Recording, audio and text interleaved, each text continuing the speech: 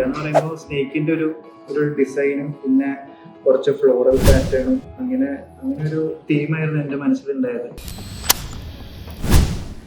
ഇതെന്റെ 4ാമത്തെ ടാറ്റു ആണ്. പിന്നെ സ്കാർഫോർഡിന് ആദ്യത്തെ ടാറ്റു.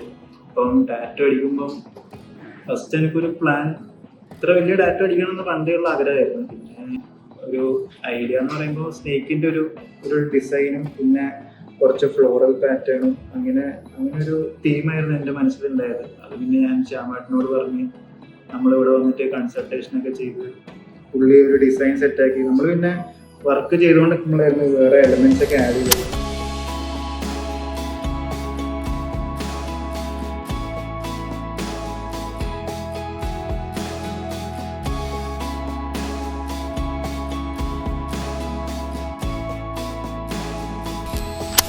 എന്തായാലും നിങ്ങൾ പുതിയ ടാറ്റു അടിക്കാൻ നോക്കുന്നുണ്ടെങ്കിൽ എന്തായാലും സ്കാർഫോർഡിലേക്ക് ഒന്ന് വന്ന് നോക്കണം.